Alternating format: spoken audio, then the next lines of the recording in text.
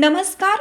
Yes news महाराष्ट्रामध्ये आपल्या सर्वांचे स्वागत. महिलांच्या विश्वासावर अशोक पाटलांची वाटचाल. चिकोरडे सकारात्मक वातावरण, महिलांचा उत्साह, विकासाचा विश्वास.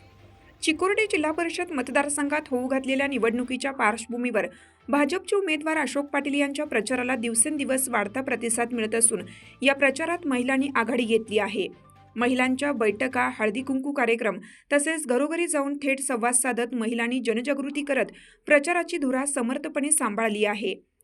ग्रामीण भागातील महिला मतदारांमध्ये अशोक पाटील यांच्याबाबत विश्वासाचे वातावरण निर्माण झाले असून काम करणारा नेता आणि महिलांच्या प्रश्नांना समजून घेणारा प्रतिनिधी अशी भावना महिलांमध्ये दिसून येत आहे.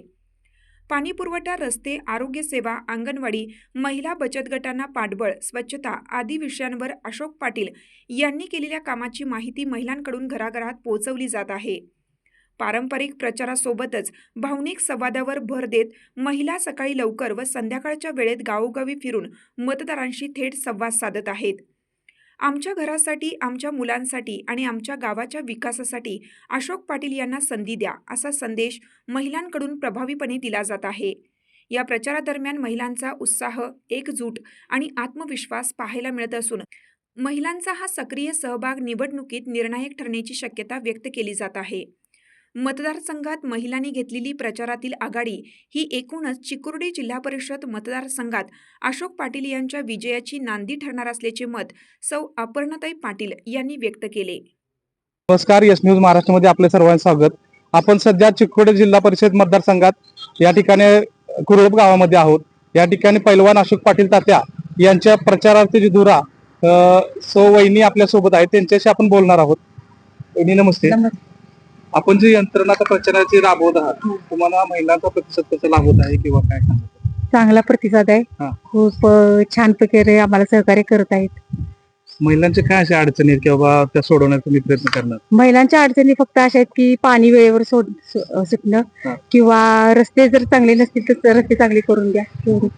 आता ज्या तरुण मुली आहेत त्या मुलींना तुम्ही काय आश्वासन देणार किंवा तात्यांच्या मागे उभं राहिल्यानंतर मी तुमच्या मुलींसाठी ह्या गोष्टी करणार?